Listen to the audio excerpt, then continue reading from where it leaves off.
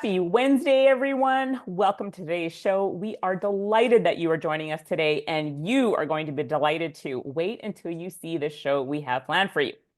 Say hi in the chat and let us know where you're hopping on from. For those of you that are new to this webinar, my name is Dorothy and I have the amazing privilege of being your host. I bring you the most incredible doctors and practitioners that are changing the world so you can change your world. And today's guest loves changing people's worlds through nutrition, education, and mindset shifts.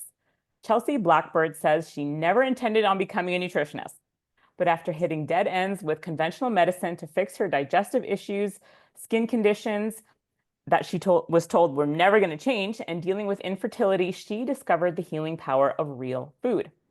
Now, after her digestion and skin have healed and she's had 3 babies, she's a living testament to what changing your eating habits can do. So now she's on a mission to not only heal others, but to train other practitioners to do the same. She's the co-founder of the School of Christian Health and Nutrition. She has a high-ranking podcast called the Christian Health Club Podcast. She speaks, she teaches, she's also just a fun person to spend time with, and we are excited to have her on the show. Welcome, Chelsea. Thank you. I am so delighted to be here. I'm excited. We're going to have a good time today. We are going to have a good time.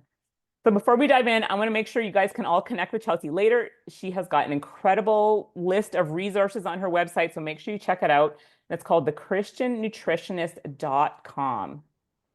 And thank you for putting that in chat, Monica. So it makes it easy for people. All right. I love your title for this about slaying your goals. Yeah. Because, oh man, so many people, they just think it's inevitable to just fall off the rails in December, but it's not inevitable. It's not inevitable at all. Not at all. We do not have to make it be that way. And we also don't have to, just not enjoy the holidays either. That's what we're going to talk about a lot today. We can Absolutely. stay on track, but also enjoy the holidays, enjoy the treats, enjoy all these kind of seasonal things that we have going on. Yeah, absolutely. I love your take on this. So let's talk about it. Okay. Let me share my screen here. All right. Can you see that? Yep, looks great. Okay, awesome. We'll get started. So yeah, slay your goals. 5 strategies to keep your health and weight on track through the holidays. So I have these 5 really targeted strategies that I use with clients that I want to talk about today. Hopefully you'll learn something new, get some good practical takeaways to utilize immediately. So we will get going here.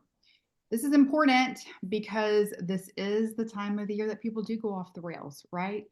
And listen, there's nothing wrong with indulging in some holiday treats here and there. We're going to talk about that today.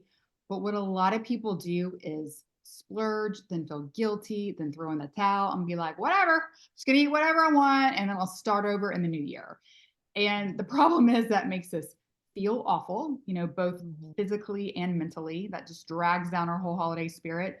And it sets us up for that dreaded holiday weight gain, which makes it so much harder for us in the new year. Research shows that the last week of November to the first or second week of January can be a time of significant weight gain, and that this extra weight can amount to almost 50% of the total gained weight throughout the year. So in other words, most of the weight that people gain comes at this time of the year. So most of the advice that we get, you might hear at this time of the year, is like, stay away from the holiday treats as much as you can, choose the carrot sticks on the buffet, exercise more. And here's the truth. The truth is I don't do any of that. So, because here's the deal. I am a nutritionist, but I'm also a mom who likes to bake cookies with her kids and eat holiday pie and have a glass of wine with my girlfriends and have Friday night pizza night and all these things. And I don't want to feel guilty about it. So, I mean, I'm a real person. And so what I'm going to talk about today is the way that I balance real food and real life to create a dietary lifestyle. And this comes in extremely handy in this time of the year. So there are some key strategies that I teach to my clients in my programs. We are going to talk about carbohydrate leverage, upgrading your ingredients, feasting and fasting, postprandial walks, and some of my favorite cell core supplements that I like to use at this time of the year. just to give you a little bit more background about me, Dorothy kind of gave you a little bit of an intro, but I am a Christian health practitioner, a certified nutritional therapist. I have advanced training in gut health, hormones, nutritional blood chemistry, applied quantum biology. My main focus is teaching about the way God designed our bodies and then all of the provision and biblical insight that He has given us to be well. And so, like Dorothy said, I came to the holistic health space about 13 years ago after I naturally overcame unexplained infertility, a genetic skin condition that doctors didn't know how to treat. I'm known as the Christian nutritionist all across social media. I'm the host of the Christian Health Club podcast, as Dorothy said, and this is one of the episodes that I had her on. It's fantastic. So I encourage you to check that out. It's episode 258. I'm the CEO of the Christian Health Club, which is my online membership group, and I'm the co-founder of the School of Christian Health and Nutrition, where we certify Christian health practitioners. And you also already know that I love cookies, pizza, and wine. So that's going to lead me to the next thing, the first thing that we're going to talk about, which is carbs. So you are probably familiar with the three macronutrient categories: carbohydrates, fats, and protein. The thing we have to understand is that carbs is the largest category. And I break it down like this for my people. We have our real food carbs, which is like our fruits and our vegetables, basically our produce, Garden of Eden, if you will. We have our whole food carbohydrates, like our grains and our legumes. And then we have everything else. And that's a really big category because there's a lot that goes in that ultra processed carb category, all the packaged processed foods, which are very problematic. And it's really interesting when we think about the fact that these didn't even used to exist in the food supply. Like this is a pretty new category of carbohydrates. So when we think historically, like our ancestors weren't tempted with things like Cheetos and Oreos. Their carb category was much smaller, right? With the real food carbs and the whole food carbs. But carbs do make up the biggest category for us today because we have all of these included in the carbohydrate category. And that's why it's the trickiest to navigate, especially during the holiday season when there are so many carby treats all around us. And we always have to remember that all carbohydrates turn to sugar, all of them. The fruits, the veggies, the beans, the rice, the quinoa, the pretzels, the cookies, the chips, and the bread, all of it. They all turn to sugar. Now, of course, our real food and our whole food carbs are better sources of carbohydrates. Don't turn to sugar as rapidly. They don't slam into our body quite like the ultra processed carbs and sugar do. There's definitely a difference there, but they do all turn to sugar, and we want to be mindful of that. Okay, so our first strategy number one is carb leverage. And it actually has three parts to it. So we're going to target a specific carb range. We're going to purposefully increase that carb range on feast days. So we're going to feast on purpose. And then we are going to call what I call heck yeahs. We're going to choose our heck yeahs. And I will explain what those are as we move along here. All right, so we'll start with the targeted carb range. So I advise most of my clients to stay in this low carb range between 30 and 100 grams, but ideally cut a little more tight in that 50 to 75 gram range on most days. So most days just kind of operating in this lower carbohydrate range. And there can be a little ish there. I'm a very ish person, okay? So I'm not super exact. So 50-ish, maybe it's 45, 75-ish, maybe it's 80. That's fine. But for the most part, we want to stay in that range most of the time. This is a really good target that's not too low, not too high. It's kind of your good Goldilocks target for carbohydrates. It's just right. However, we are going to incorporate some feast days, which are higher carbohydrate days. This is kind of like the basic principle of carb cycling. Okay, so in other words, we're going to choose some carbier days on purpose. And this is when I have my clients look at their calendar, especially during the month of December. We always do this, but really in the month of December, we want to take a look and find where we have parties, special dinners, events, maybe Christmas Day, anywhere where we want to have a little bit more wiggle room to indulge. Okay, so we do this during this month, but all throughout the year. These are all these principles that I'm teaching you right now come from my Feast to Fast program, where I teach that we purposefully plan these feasts. Okay, because when we plan feasts, when we plan those days to indulge on purpose, we're in more control of it, we enjoy it, and we do it without shame or guilt. Okay, I mean, if we're going to eat a cookie, let's go in with gusto. Let's enjoy it. Let's plan it. Let's have some self control around it, and then let's move on. Okay, so that's really what this is all about. So on feast days, we're going to increase our carb load to 150-ish grams. Okay, now when we're talking about this, one of the important principles that you need to know is that we want to lower our fats as much as we can on our carbier days so that we're not overloading the body with energy. Okay, some people like to call this calories. I like to call it energy because that's what it is. Our body uses both carbohydrates and fats for energy, and they need to work in this kind of seesaw relationship with each other. Okay, when one is up, the other is down. So we're not overwhelming the body with energy. We don't want both of those to be up. That's going to be too much energy for the body. And what happens when we get too much energy? It gets stored as fat. Okay, so these need to work in kind of an inverse relationship with one another. Your anchor there in the middle holding the seesaw together, that's your protein. Okay, and that's going to stay pretty steady and not change that much. But we can really manipulate what we're doing with our carbs and our fats to suit our needs. And so if we know we're going to go to a party or we're going to be on Christmas Day or we're going to have pizza night with our family, whatever it is, we can plan for that carbier day, for that feast day, and be mindful about bringing down our fats a little bit, okay? Somewhere under, usually under about 60 grams. Now, one thing we want to think about, because a lot of times what will happen is that a lot of our favorite foods are going to have a lot of fat and carbs, right? All together, like a piece of cake that's going to have fat and that's going to have carbs.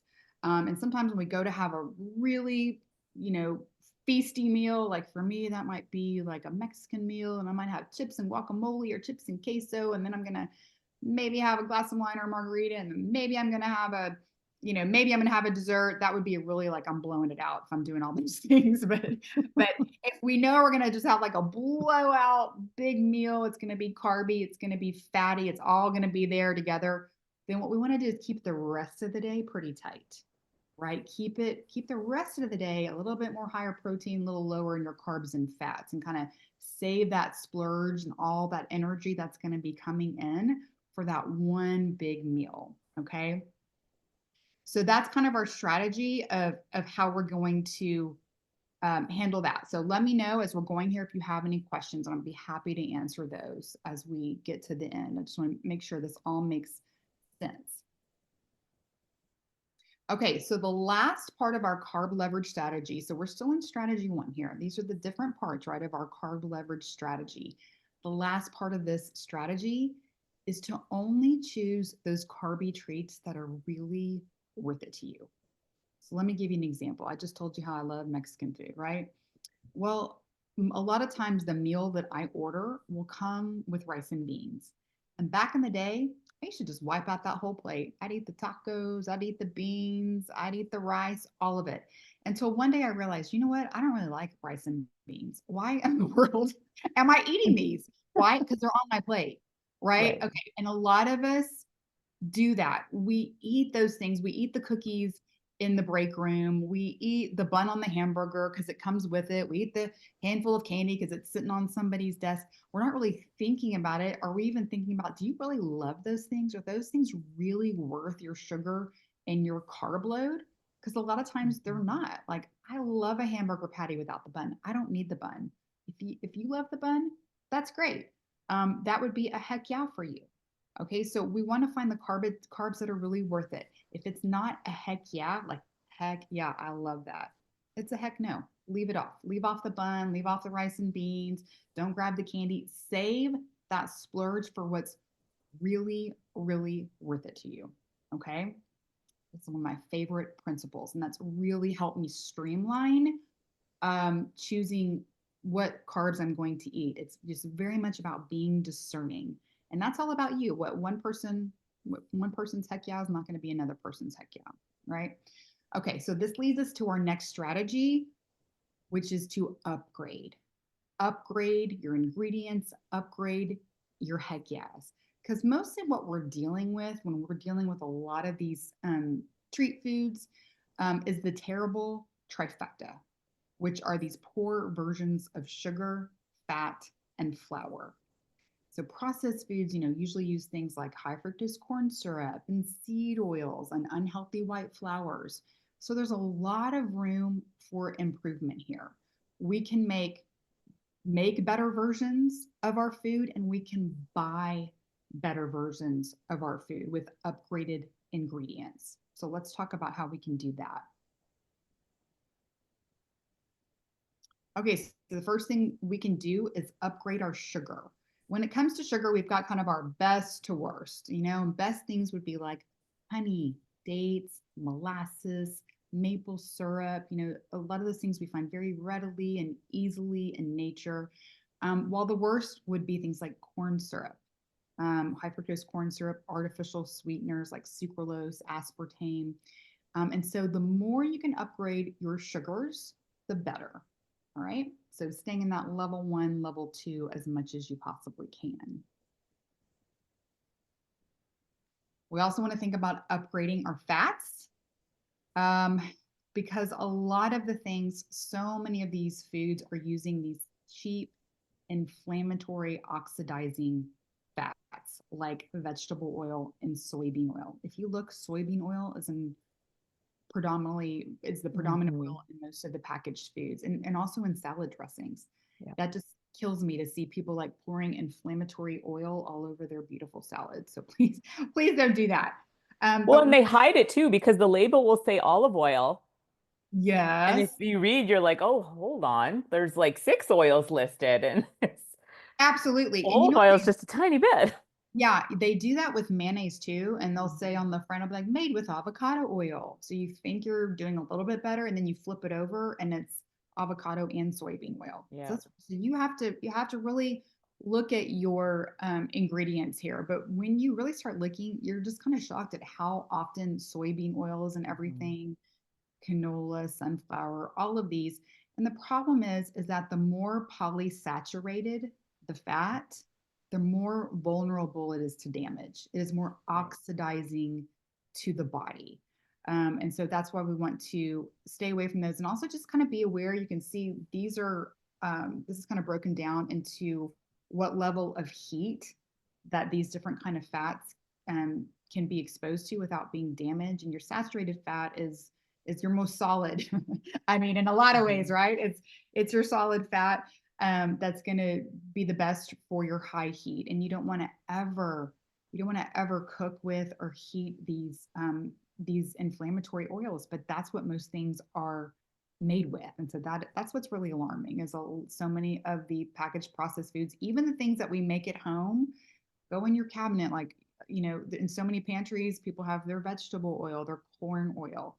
So that's a place we can really tighten things up is when you're in home and you have control of what you're cooking and how you're making it and using your ingredients. You can upgrade. We can't always upgrade when we're at a restaurant. We can't always Yeah. upgrade when we're at somebody else's home, but you have all the power in your hands to upgrade in your own kitchen, right? So we want Barbara's asking where peanut oil would fit on that list. peanut oil is okay oil. Yeah, it is. It would be. It's a unsaturated, so it's going to be kind of there with olive oil. Okay. Great question. Great question. Okay, and then we have our flours. So we can upgrade our flours by either using organic gluten-free flours like almond flour, coconut flour, kind of an all-purpose flour, or by milling organic wheat berries. I don't know if anybody here does that. I would love to know if anybody's milling their own wheat because this is kind of a new one for me. I've been doing it about 2 years now after being gluten-free for over 10 years. So I was gluten-free for 10 years. That was my that was it. I was gluten free. And then I got some information and just kind of learning some more about milling your own wheat and all of the healthful properties and benefits. And so I switched and I haven't looked back. That's what I've been doing for the last 2 years. Haven't had any trouble. It's full of a lot of a good nutrition. And so that is an option too. So if you mill your own wheat and bake with that, that is definitely an upgrade. And that's, and I will just say, however, and this is like, this could be a whole nother conversation about this, but I mill my own wheat and I bake with it. But if I am out and about or I'm buying something, I still buy gluten free. Mhm. Okay. Just so you know, because I can't control what they're doing, in packaged foods. They're not using a really good wheat. So anyway, If you uh, guys go to her podcast, I just want to plug this in, Chelsea, because it's oh, so good. sure. Her latest episode, there's a gal on there that had autoimmunity and couldn't get rid of it until she went on the milled flour. It's a fascinating podcast, you guys. You need to check it out. Yeah, she was on a restrictive, basically autoimmune protocol for almost 10 years, even to the point where she is developing recipes professionally for, basically like autoimmune recipes. Well, she was in a wheelchair for periods of time. Wheelchair, I mean, yeah. And she still got diagnosed with another autoimmune condition, even when her diet was pretty pristine. And so she Mhm. learned about the freshly milled wheat. She's like, might as well give it a try. And she did. And then lupus was erased from her blood work like 9 months later. So amazing, amazing. But anyway, I have some other podcasts about wheat on my episodes about wheat on my podcast too, if you want to check that out. But it's a great way to upgrade. Definitely a great way to upgrade. But if you're not there yet, I definitely am not buying any kind of like regular wheat bread or even organic wheat flour off the shelves. Not even that. It has to be freshly milled. But if otherwise, I'm buying gluten free, getting gluten free items, gluten free flour. Yeah. Okay, so that's how we upgrade our flour. So once we've done that, we've really tackled a lot of the terrible trifecta with our sugar, our fat, and our flour. And we pick our upgraded heck yes. These are some of my upgraded heck yes, me and my family's. I love Mary's Gone crackers. I love siete tortilla chips. Now, I'm not a big pasta person. It's definitely not a heck yeah for me. Like I'm fine with serving a meaty marinara over broccoli or spaghetti squash, right? But my family likes pasta. And so I upgrade to this Jovial brand, which is gluten-free. It's their favorite. I've tried all kinds of gluten-free pastas. This is the one that they love the best. It's very simple, clean. So I get that. That's one of them. I upgrade my wine. So I do like to have some vino here and there. And so I will find, organic wine in the store, or I will order from Scout and Cellar. So these are some everyday examples of our heck yeahs. And I would love to know if any of you, what your heck yeahs are. I always ask people, and I actually make all of my clients tell me what their heck yeahs are, like name their top 10, because it's so interesting. What's worth it to one person is not worth it to another, right? Like some people are like, oh heck yeah, I'm having pasta, and me, I'm like, no, I would definitely rather save that for something else, right? And so that's how you become very discerning about this. And I definitely have some particular heck yeahs that I like during the holiday season that I only eat in the holiday season. But it's kind of just fun to think about. Okay, so that's basically our first part of this is how we make real food meet real life. This is how I do it personally. This is what I teach. And it just makes for a very sustainable way of eating. Again, like I'm just tired of having any kind of guilt or shame in my dietary life. I just like they're not invited, not at all. I'm Yeah. going to feast on purpose. I'm going to pick what's worth it to me. I'm going to eat it with gusto. And then I'm going to go back the next day. I'm going to clean it up. I'm not going to make it a free for all to the end of the year. Right. And that's a lot of what I don't want you to do here is like, if you do indulge, I want you to feel guilty. I don't want you to feel shameful and just throw your hands up and be like, I already messed up. I'm just going to blow it out in the whole month of December and I'll start again in the new year because you do so much damage right in the meantime. But we can plan. We can plan really purposefully and discerningly for some of these these treats, these heck yeahs. So that's what we do here. Um, Practice our discernment, upgrade, and use our targeted carb goals. All right. Okay. The next strategy, so this is strategy number 3, is feasting and fasting. Fasting is the perfect antidote to the feast. Okay. There's a time for feasting and there's a time for fasting. We're not meant to be just eating and grazing all day long. I love intermittent fasting to allow the body some digestive rest for one, but also to burn through some of the sugar and the fat that we're eating, that we have stored on the body, so that we're not constantly overloading ourselves with energy, right? Mhm. If we don't ever let our body do that, if we don't give it the opportunity, that period of time to burn stored energy, it'll just keep storing more on top of it. And that's when we're gaining weight. So I like people to choose a feeding window between 8 to 12 hours and a fasting window between 12 to 16 hours. So say you stop eating dinner at 7 or 8, then you fast till 7 or 8 the next morning. And it's really nice because when we have a firm stop, when we have a hard stop after dinner, this also helps us from wandering back in the kitchen and picking up one more cookie, right? We have a hard stop. And I like to use a fasting app.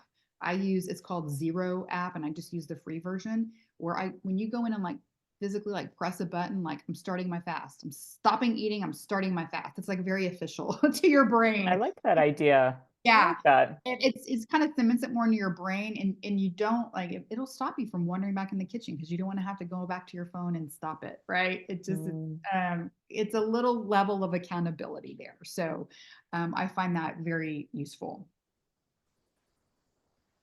So again, fasting helps us use up the energy that we have in our body. So this kind of shows you, this chart here shows you how the body prioritizes burning fuel. It's always going to burn sugar first. It's going to burn that circulating sugar first because we cannot have too much sugar in the blood. It's dangerous for the body. So that's the priority, is to do that. And then we're looking at our stored sugar. So we have two main tanks for storing our sugar in our body. We have our liver and we have our muscles. And when those tanks are full, because they are limited, all the rest of the sugar, the carbs that turn to sugar, they get stored as fat. Okay, so again, remember, all carbs turn to sugar, and any excess when we fill up those tanks is going to be stored as fat. And we can't burn that fat unless we give our body the opportunity to do so. So our body is also using the fatty acids in our blood as energy. All right. But again, what we want to do is just give our body that time and space each day to kind of bring down, burn through some of those tanks that we have. If we're always topping off the tank, right? Always Mhm. topping off the circulating blood, a sugar tank, the liver, and the muscle tank. We got to move our body to burn that muscle glycogen. If we're always topping it off and never burning it, we're just going to keep piling on that stored energy or that body fat. All right. Okay, so we'll move a little bit away from the food now and talk a little bit more about movement. So I just shared how we store a lot of our glycogen in our muscle. And so that stored sugar in our muscle is used to help fuel move our body, right? Make that energy to move all the body movements we're doing out the day. We burn fatty acids and we burn sugar throughout the day as we're moving our body. So the more that we're moving, the better. But one really good strategy for helping to lower blood sugar and helping to increase insulin sensitivity is so that our muscles can like you take up that sugar that we're eating, is to go for a postprandial walk. Postprandial just means after eating. Okay. And this can really do a lot of good. And it can be as little as 2 minutes. So if you don't have much time, quick walk around the block. If it's cold, just kind of walk around your house. If you have a treadmill, hop on the treadmill. Just move your body after you eat to help some of that sugar go to the right places. Go back into your big muscle storage tank. Okay, so just think about that. That's a very easy thing to do. You don't have to make it like a. I think a lot of us, we think of workout. We just make it so big in our mind. Like I have to go to Yeah. the gym, and I have to like work out for 45 minutes and have to do. You know what? That's nice too. But if you will just get a little movement in, a little walking in after your meal, it's going to help a lot. Now, I just challenged my group, my clients, to do this Santa's Sugar Squat Challenge because there is research that shows when we do use these large muscle groups like our legs, um, it will help regulate our glucose, that sugar in our body, and our insulin sensitivity so much better. So there is this study where they had people do air squats. So you don't have to use weights or anything. You can just do it anywhere. They did air squats every 45 minutes to an hour, like 10 times a day. They did 10 sets of 10 throughout the day, and they had marked improvement in their insulin sensitivity and their glucose regulation. So I've got my group doing this Santa Sugar Squat Challenge, and we're just building up. So we are on day 4 right now. So we're doing 2 sets, but we're going to build up to do the 10 sets of 10 by the end of the month. So if you want to join in on that. I did 1 set today. I have to. Did I'll do you? the other set. Yeah, I did. I totally did. Awesome. I know I've only done 1 so far. I got to do my other set later. And listen, I always tell other people, don't let perfection be the enemy of progress. Mhm. Yeah, it's better to space them out throughout the day. But if you do, if you just remember to do them and you got to do 2 sets of 10, it's better to do them do it at all than not do it at all. Right. Yeah. So just keep that in mind. I hope you're sensing that I really value a lot of grace around 100%. 100%. what we do. I always tell people we are never going to be perfect eaters, like ever, ever. If you ever think you're going to be a perfect eater, I mean, just please take that burden out of your brain. It does. Nobody's going to be a perfect eater. That's why when we And bring what in, does that even mean, perfect I eater? know, Like, what does it mean? well, I know. And I think because people are like, well, when it comes January, I'm never eating cookies again. Really? Or, whatever you're okay. Really? Ever for the rest of your life? I mean, that's why I feel so strongly about when we plan it, when we're discerning, when we get ahead of it and we just don't bring shame and guilt around it. We do it, we enjoy it, and then we get back on track and it's Yep. okay. But so anyway, but it goes with this too, like just don't make perfection be the enemy of progress in anything that we're doing. Okay. Finally, our final strategy is going to be to utilize CellCore supplements. So listen, I have a whole slew of things because for all the CellCore supplements for all the different things. But if I had to narrow it down for what we're talking about today for just some really holiday helpers, I'm going to have a binder. I'm going to have advanced TUDCA, and I'm going to have GCO. Okay, so I put this picture on here of the person like putting their hand in the cookie jar. If you're reaching for a cookie or you're reaching for any of these heck yows, I want you to also reach for your binder, your TUDCA, and your GCO. Okay, definitely just make that a part of this season. So we know that a biotoxin binder is a great one. Also, Virad Chem we know is a great all-around binder to have on hand. These are the 2 I always have on hand. But it's just going to lower our toxic burden. We're more exposed to toxins at this time of the year. And anytime we're eating some of these heck yeahs, right, they're not as clean as the food we want to be eating most of the time. Listen, I always say our body can handle a little of this, aberrant food some of the time if we're eating well most of the time. God made our bodies awesome. It knows how to handle some of this junk. We just can't do it all the time. But we can also get by with a little help from our friends like Biotoxin Binder and Virad Chem, right? Which is going to lower that toxic burden. It's going to go in and grab some of that junk. We know it works systemically. It's why I love CellCore binders, not just working in the gut. We are working systemically. It's going to help against yeast and fungus. So, the carbs can help feed, and they'll feed that kind of yeasty, fungusy stuff that we have going on. And so it's going to help prevent that. And so if we take our regular 2 capsules twice daily, that's going to be a huge boost at this time of the year. Really at all times of the year, but we just don't want to be without a binder at this time of the year.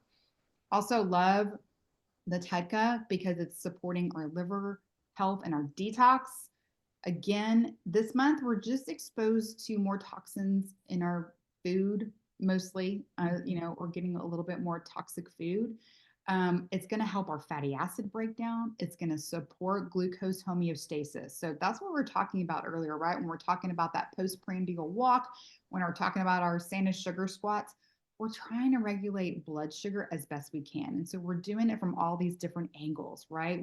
We have our targeted carb range. We're doing some intermittent fasting. We're getting some movement in, using these large muscles. That's all about helping to manage this energy balance, this glucose homeostasis, or that balance in the body. And so I love that TEDCA does this. Is also going to help regulate insulin resistance. And so we can take a capsule of that twice daily. And then we've got our GCO. This is going to be, we're talking about sugar and carbs here. This one's going to be huge for helping our body handle some of these sugarier, carbier treats, because this is what it does. It helps support blood sugar balance, increase muscle mass. So one great thing about the more muscle we have, remember our muscles are one of our tanks for sugar storage. That's why the more muscle we have more room, a bigger tank to store some of this sugar and glucose. This is funny because every time I'll go through my programs with my clients, which are mostly women, but a lot of husbands will join in, and the husbands will lose weight really fast, or they can tolerate more carbs. It's because they have higher muscle mass, right? Women have a little bit less muscle mass than men do. So there's a little bit difference there in why men can tolerate a little bit more carbs, get away with a little bit more, but it's also why they see quicker results.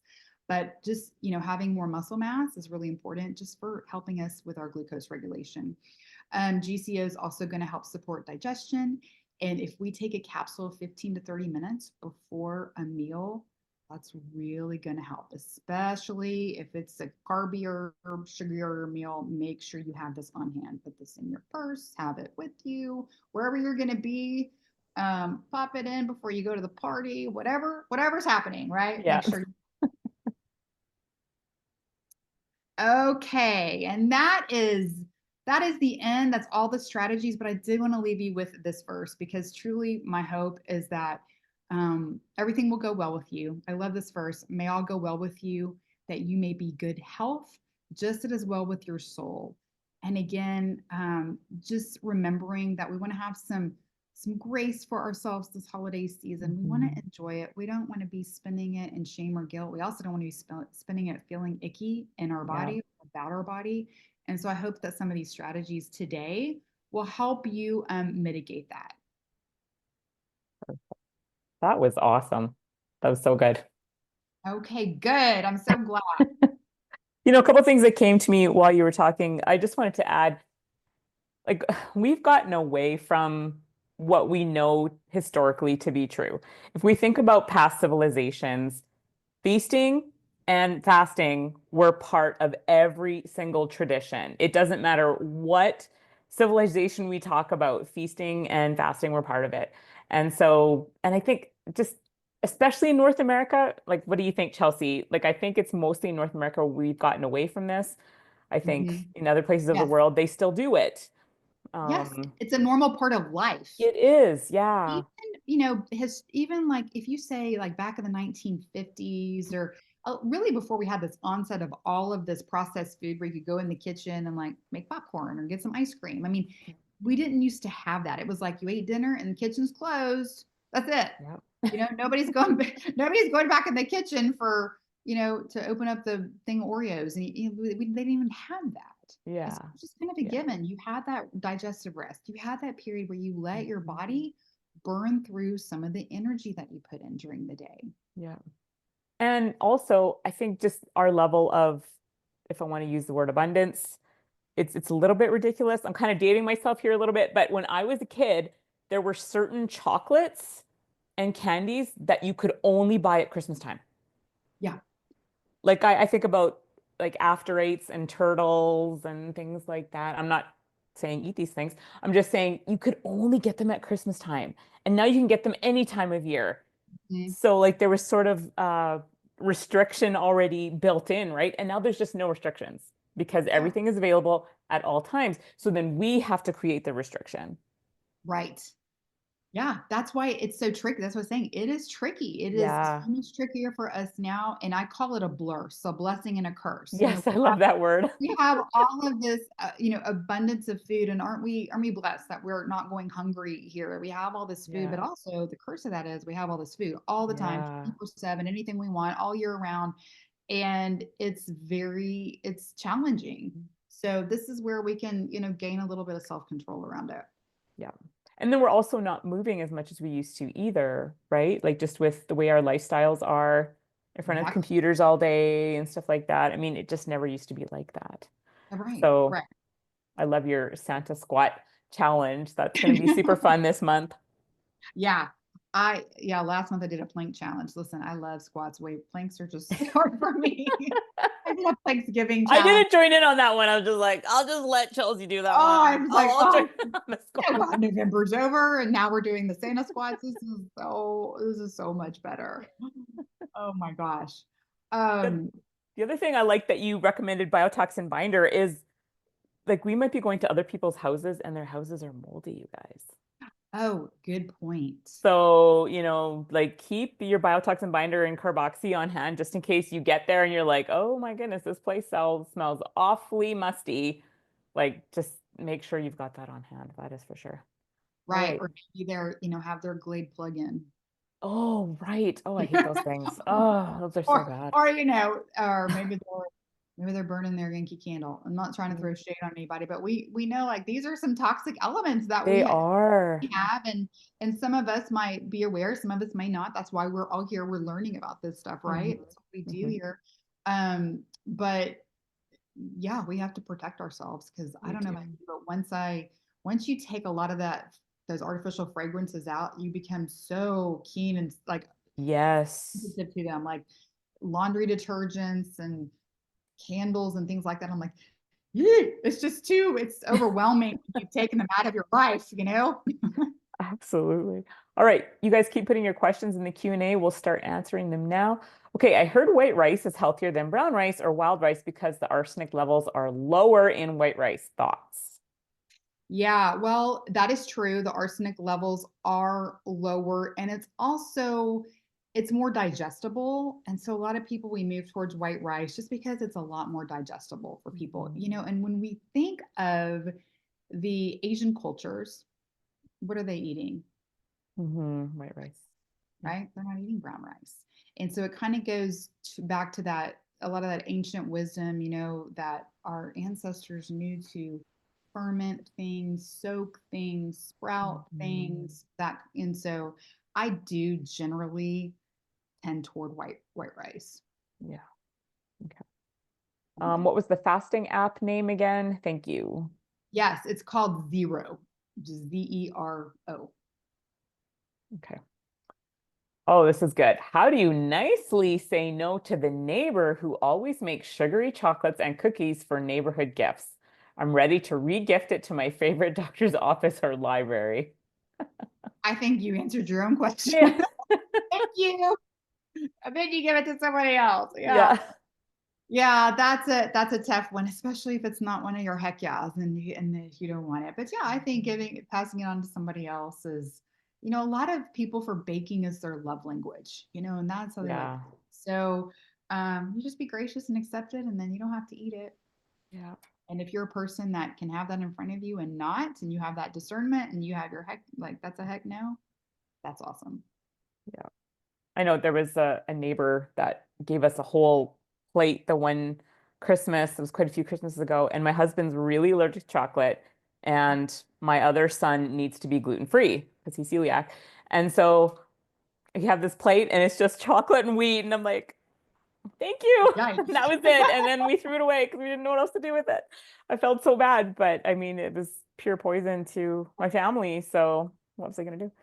Right, right. And So that's a good point. One person's, is poison. What's poison to one person is not to another. What's a heck out for one yeah, person, not to another. So, yeah, for sure. um, Oh, and here's another good question, Sarah. Thoughts on sourdough bread made with unbleached flour? Because you were talking about the freshly milled flour. yeah. And we kind of talk about this in that podcast that you were referencing. Hmm. Um, is that, A lot of people make sourdough, but if you are making it, first of all, even if you're making it with organic flour, which you really need to, right? Because glyphosate is a huge issue when we're talking about our flours. But Mhm. um, even if you're making it with organic flour, you're not getting the benefit of when you mill your wheat, you still have you have the whole, you have the endosperm, you have all of this nutrition, fatty acids, you have vitamin E, which is protecting you from oxidation. You have all of these Yeah. things that are stripped away when flour is processed. So a lot of people are using processed flour, even if it's organic wheat flour that you get on the store. It has been stripped of all those things because it can't be shelf stable. Like, Mhm. wheat, freshly milled wheat, you have to use very quickly or freeze it because it will go bad. And that's the way it was historically. I mean, I was thinking from a biblical perspective. I mean, they had to grind wheat like every day and make their bread Yeah. fresh, right? Because there was no way to store it. You can't make flour shelf stable unless you strip all this stuff away. And what are you left with? You are left with starch and gluten. Yeah. And I think, in addition to glyphosate, that's a lot of the reason I think people are, gluten intolerant is because you've stripped all the protective stuff away and it's just like gluten and starch. That's all that's Yeah. left. And, on your shelves when you have flour. Mhm. So I think it's amazing. Oh, I see Laura said her son mills his own wheat and makes his own sourdough bread. That's like Yeah. gold It's star. incredible. Yeah. Absolutely. So I don't do sourdough yet. I'm not there, but I've been fresh milling my wheat, making my bread. It's wonderful, awesome. Sourdough is also fantastic, but yeah, I think it's not quite the same benefits as the freshly milled wheat. Yeah. And not just that, the product that you end up with will be completely different. Again, this is going to date me a little bit, but when my kids were little, they were pretty much allergic to being alive, and there just wasn't stuff to buy for them. Like now you can buy oat flour and you can buy these different things, right? Um, and one thing they could have was oats. And my sister-in-law had a mill and she let me borrow it, and I'd freshly grind oats. Nice. And the muffins that would come from that when it was all nice and warm and just freshly milled, they were unbelievable. I They were bet. just unbelievable. They were so good. You just can't duplicate that by buying the flour already milled. You can't. No, no, yeah, It's you so can't. good. Um, yeah, it's definitely not the same. I'm just looking through all y'all's chats and what you put in for the. Yeah. I love that because everybody and this is another reason I never do meal plans, right? Because everybody has different tastes. Like what carb things are worth it to one person, not to another. So I Mhm. love for people to really like sit down and think about it. What's worth it to me? So some people like the jovial pasta, Hue chocolate. Oh, I love Hue chocolate, tortilla chips. Yeah, those are all delicious. Oh, I hadn't heard of this gluten-free flour that Barbara's talking about, Caputo Fiore glute. Mhm. That sounds, I'll have to look into that. Great gluten-free flour. That's awesome. I love this. Love all of your comments. Fantastic. I'm glad you kind of said that white rice was okay. Because the gluten-free baking that I do when I switch to sweet rice flour in my gluten-free baking, game changer. Oh my goodness. It's so much better. But Yeah. it's really good. Okay, Terry's asked, she said, I've been wanting to buy a grinder and source the wheat to mill my own flour and try it since I became gluten sensitive a while back. You're inspiring me to get back to it. Oh, good. Did you talk about the sources before I hopped on? No, we didn't talk too much about it. If you have a specific question, definitely let me know Yeah. on that. Oh yeah, Terry's asking in the Q&A, any suggestions for sources on wheat and a good mill? Yes. I have a Wonder Mill. It's amazing. It grinds it in like 30 seconds. I mean, literally, I think back to the days when they had to grind their own wheat, Again, talk about more movement. Oh, It's you the would have been so blurs. strong. It's the blurs, but it's also convenient. But Yeah. a Wonder Mill, a lot of people like the Nutrimills. Those are fantastic. And then I love for sources of the wheat, like Bread Beckers. And I had Sue Becker on my podcast. That's where I learned a lot about this. Red Becker's Azure Standard is another source. Um, it's called Ancient Teton Grains. They all have organic. Barton Springs Mills. You know, in a lot of places you'll have some locally. I would absolutely look for a local place um, to get your wheat berries because a lot of times you'll find that, or do a co-op. So I get my wheat through a Bread Becker's co-op, and I'll just buy it. We get it twice a year, buying big tubs of it, and do that. Yeah. And if you have friends that are doing it too, you can go together. Because I used to go together with my mother-in-law. Like Mhm. we would buy those big brown bags that it comes in, like because flour used to come like that too, right? And we just Yeah, get the oats like that, or we get organic popcorn like that too, and stuff like that. And then we just split it. You take half, I take half, and cheaper that way. yeah, Yeah, absolutely. That's a great way to do it. yeah. Jolene's asking, would you choose quinoa over white rice? Mm, this is funny because I really don't like quinoa. It's I was gonna absolute, say that is a heck no for me. it's an absolute heck no for me. I don't I like, was like, no way. but but yeah, I would say nutritionally speaking, yes, Yes. I would choose quinoa over white rice if I was looking nutritionally. But Yeah, Jolene says any recs to determine right amounts of macros, protein, fats, carbs per day. sure. So protein, I usually try to keep it around 25 to 30%. And then it kind of depends, of course, on your weight and everything like that. But carbs, so if I'm going to go into like a my fitness pal or something, and let me just tell you this, I despise tracking, counting. Like it just makes me, I despise, I do it as little as possible. But it is nice to go in to like my fitness pal and just get a reading of like where you need to be. I really just count carbohydrates. That's it. I don't count calories or anything else. But that said, if you go into like a MyFitnessPal to kind of just see where all your macros could be, if you set your protein at 25 to 30%, that's usually what I do. And that for me, that comes out to be 93-ish grams. And then you set your carbs to 50 to 75 in there somewhere. And that usually ends up being about 15 to 20% carbs. And then the rest is fat. Mhm. Okay, So, that's good. 60, whatever. But it just kind of depends. Again, again, the protein's a steady Eddie, and then we can tweak our carbs and fats. Yeah. Mary Jane's asking, can you use a Vitamix to grind the wheat? It will not be the same. It will not be the same. No, It'll be too chunky. I've tried it. Yeah, it's not fine enough. Yeah. And also on the podcast that you referenced, she tells a story about that because Yeah, she does. yeah. Donna, if you're looking for flour co-ops, I would just Google that Yeah. for your area because it'll be different for everyone, that's for sure. Yeah.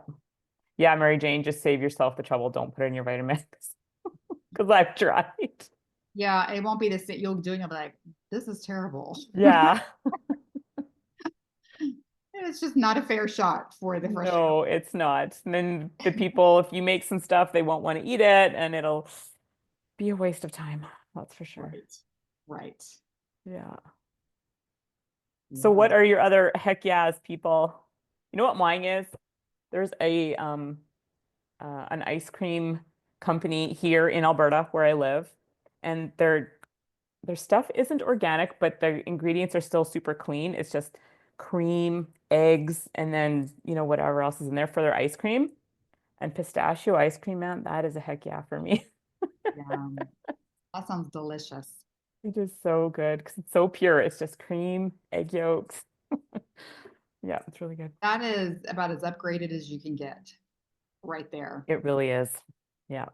I have I have certain, Christmas heck yeahs there's one recipe it's called Christmas crack, and I only make it at this time of the year because it's Oh, crack yeah, and I I've heard can't stop that. eating it. Yes, But it is delicious. It's actually kind of hard to upgrade. It's just not good for you it underneath. is. Um, Yes. it's not that great, but I try the best I can, and then I eat it, and then I don't make it any other time of the year. Um, okay, Donna says Jolly Llama mint ice cream cones. Ooh, Okay, there we that go. sounds good.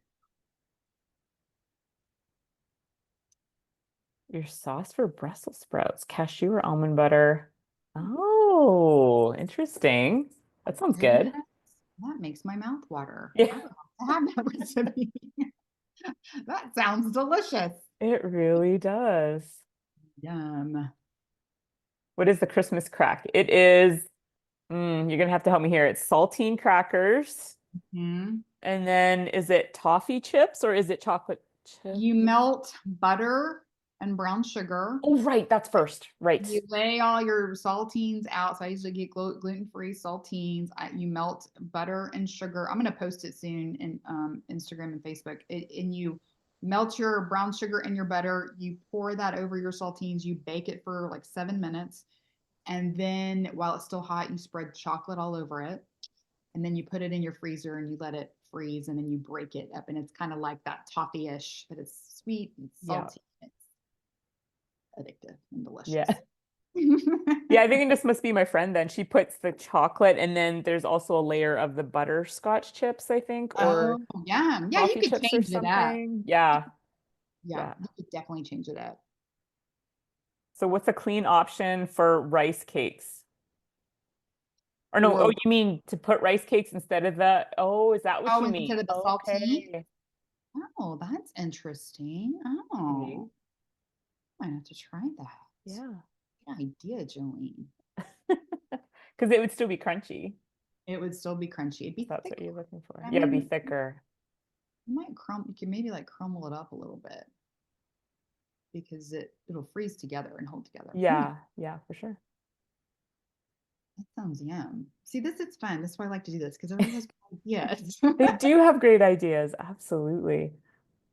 But I mean, the big ticket that I think, and Chelsea, you can correct me if I'm wrong here, is to just balance everything out. Like just Yes. indulge, don't feel guilty. And move on. Tighten it back up the Yeah, next day. You know? yeah, I mean, that it's another thing, every day, I always say his mercies are new every day. Every day we wake up, we have an opportunity to choose what we're going to eat. And it does yeah. take that every day. We got to get up, make choices about what we're going to eat, what we're going to put in our body. And so we can have some splurges here and there. We can get up the next day and Mhm. really fuel our body well with really good, real food. And I mean, think about Christmas when we were kids, because we're all adults on here, right? I mean, we didn't worry about this stuff. We didn't feel guilty about stuff. And we did do the movement, right? Because we went tobogganing or we went and we did all the things outside the snowball fights and everything. Yeah. We didn't worry about it. We didn't stress about it. Yeah. So don't do Exactly. it now. Yeah, definitely. Oh, she says use white chocolate and pretzels. Oh, yeah, Oh, that's that sounds another good. one of my other favorite Christmas heck yeahs is the little pretzels with the melted Rolo on top. I think they're like, Oh, I know, but also not very upgrade. Also hard to upgrade. Also eat these very minimally, only at this time of year, no right? doubt. Um, but it's yummy. Oh, but I do love white chocolate with salty. Mm-hmm. It's very, very good. Absolutely. Yum. So I'm curious about, we only have a couple minutes here. You said to lower the fats if you're eating the carbs. How does that work with gravy and potatoes? Yeah, right. So that's what I was saying. A lot of these things that we like to eat, right, are the fat and the carbs together, like chips and guacamole, or your cake has your fat and carbs. So if you know you're having that, it's just a matter of kind of watching your carbs and your fats the rest of the day. Hmm. And again, like I don't count fat grams, I don't count calories. I really just kind of try to pay attention to my carbs. And at this point, I really can eyeball things because I have my carbs that I like, and I Hmm. can Hmm. kind of eyeball it. Um, but but yeah, I give the example, like if you know you're having a carbier day, this is not the day to add like the avocado and the olive oil and the nuts and the cheese to your salad. Right. Like Yeah. lighten up on that a little bit. Let's leave the nuts off. Let's leave the avocado off. Just it's like that. Just being mindful about just lowering those fats a little bit where you can when you know it's going to be carbier.